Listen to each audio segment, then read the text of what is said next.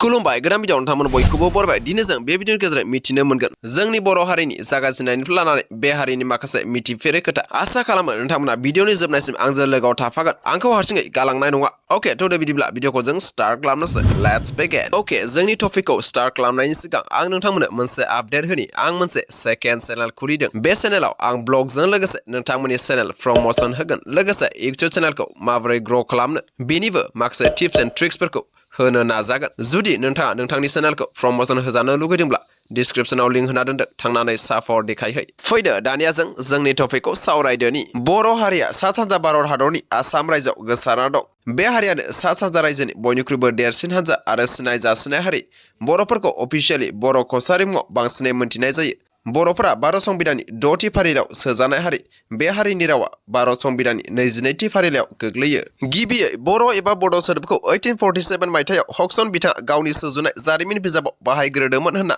मोनथिनाय जायो बड' सोदोबजों बिथाङा मेस एबा कसारि मानसिफोरखौनो फोरमायदों सिन'-टिबेटान नखरनिफ्राय फैनाय आसामनि टिबेट'-बुरमान राव बुंग्राफोरखौ दिन्थिनो थाखाय ग्रियारसन बिथाङा बड' सोदोबखौ बाहायबावदों बे राव बुंग्राफोरा जादों मेस राभा लालुं डिमासा गार' त्रिपुरा चुटिया बेबादिनो बर' कसारि सोदोबा बिसोर गासैनिबो साथा बायदि जादोंमोन आरो बे साथा बायदि हान्जायाव आरोबाव माखासे ग्रुपफोरखौबो मोनथिनाय जायो जेरै बेंगल आरो नेपालाव मेस आसामाव बर' डिमासा चुटिया सन'वाल मरान राभा आरो टिवा त्रिपुरा आरो बांलादेशआव ककबरक जेनेरेलि बर' सोदोबा हौवा एबा मानगोनां मानसिखौ फोरमायनाय सोदोब जारिमिन बादियै बर' सोदोबा टिबेटान ओइस्ट ब्लकफोरनिफ्राय फैनाय गिबियाव बड' कसारि सोदोबावनो बिसोर गिदिर हान्जाखौ मिथियोमोन नाथाय इयुनाव बियो मोनसेल' हान्जा एबा ग्रुपनि मुं जाबोदों आरो बेनिफ्रायनो बे साथाबादि गिदिर हान्जाखौ बर' कसारि मुङाव गाबज्रिनाय जाबोआखै बबेखानि बिदिनो गावबागाव गावस्राबोनाय जादों 1911 एन्डेल मुगायाव फोरमायनाय बादिब्ला कसारिफोरा मोननै हान्जायाव दं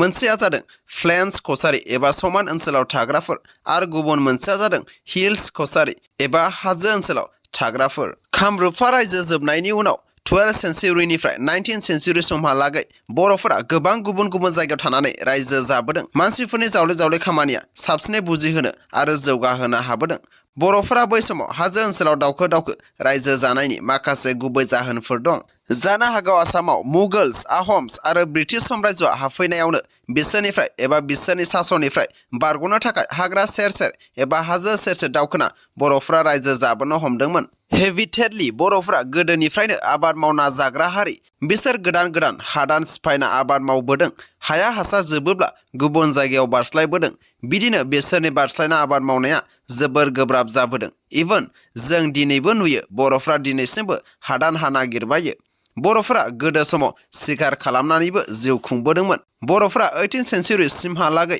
बारस्लायना आबाद मावबोदों कच रायजोआ जेब्ला आसामखौ 16th सेन्चुरियाव रायजो खुंदोंमोन बै समाव बर'फोराबो एखे रिजनावनो सालाय जाबोदोंमन बै समाव बर' थानाय ओनसोलखौ सा फारसे नन ब्राह्मिन मानसिफोरनिफ्राय बोखावदोंमोन जायखौ डुअर्स बुंनाय जाबोदों 17th-18th सेन्चुरियाव आहम्सफोराबो आसाम रायजोखौ सालायनो थाखाय भुटान रायजोजों स्पेसियेल एरेन्जमेन्ट खालामबोदोंमोन नाथाय जेब्ला ब्रिटिश कल'निया आसामखौबो सालायदोंमोन बिसोर बर'फोरनि हाग्रा सिफायना आबाद मावनायखौ बन्द' खालामफैयो हाग्रा सिफायना बर'फोरनि हुदाखौ होबथाफैयो जायहा बर'फोरनि सोलिबोनाय हुदामोन बै समाव बर'फोरा जोबोरैनो खस्थ' जाबोदों ब्रिटिश कम्पानियाव बिसोर खामानि मावनो थाखाय नारसोमना दोनजादों ब्रिटिश रायजो खुंनाय समाव बर'फोरा बयनिख्रुइबो गोब्राबसिन जिउ खुंबोदोंमोन बेफोर बाथ्राफोरखौ डिटेल्सै थाङोब्ला गोबां सम लागोन बेखायनो जों एसे बारबावनोसै टिबेट'-बुरमान एबा इन्ड' आर्यान ब्रान्चनिफ्राय गावबोनाय मानसिफ्रा दिनै बर' गार' मोननैनि मोनसे राव बुंग्रा जाबाय आसामाव आसामिस आरो बर' बेंगलाव बेंगलि आरो बर' बेंगल टिबेट'-बुरमान राव बुंग्राफोरा जेब्ला गिबि ब्रह्मपुत्र ओनसोलाव हाबफैजेनदोंमोन बिसोर बै समाव जोबोर पपुलार एबा मिथिसार जादोंमोन मानोना बिसोरनि रायज्लायनाय रावफोरा जोबोर आलादामोन बर' ट्रेडिसन आरो स्कलार्सखौ नायनानै फोथायनाय जायोदि बर'फोरा सा सानजा रायजोनिफ्राय फैनाय दानि फिल'जेनेटिक स्टाडिज अनुसार बर' गार' रावा northern China near Yale' river रिजननिफ्राय प्रट' टिबेट'-बुरमाननिफ्राय फैनाय टिबेट'-बुरमाननिफ्राय फैनाय ग्रुपनि गेजेराव बर' गार' रावानो बयनिख्रुइबो साबसिन सुइटेबल आरो पारफेक्ट ग्रामार गोनां राव बिसोर बै समनिफ्राय ब्रह्मपुत्र आरो नेपाल रायजोआव जिउ खुंबोदों दिनै बिसोर गुबुन दाब दाब ओनसोल रायजो हालामाव जिउ खुंगासिनो दं थांनाय समाव आसामाव त्रिपुरि चुटिया कच डिमासा रायजोआ पावारफुलि रायजो खुंबोदों बै समाव त्रिपुरी राजाया मुगल्स आरो बार्मिस रायजोखौबो फेजेननो हाबोदोंमोन। दिनै बर' त्रिपुरी आरो गार' बिसोर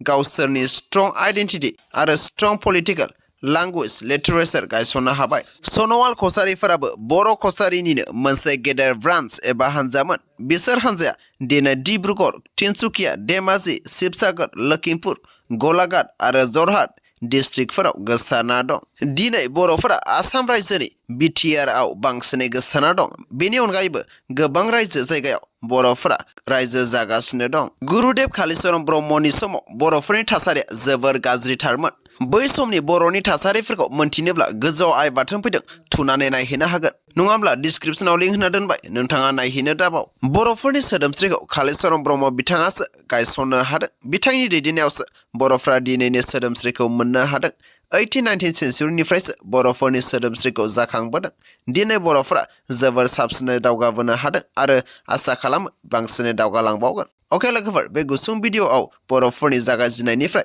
गासै बाथ्राखौ बुंजोबनाया पसिबल नङा। भिडिअ'आव गोरोन्थिफोर जालांदोंब्ला गावनिनो आंगो लोगो होनानै निमाहा होब्लानो जाबाय। भिडिअ'खौ मोजां मोनब्ला अननानै लाइक खालामदो, चेनेलाव गोदानब्ला अननानै साबस्क्राइब खालामना लाब्लानो जाबाय। Okay for now, thank you, bye bye and take care.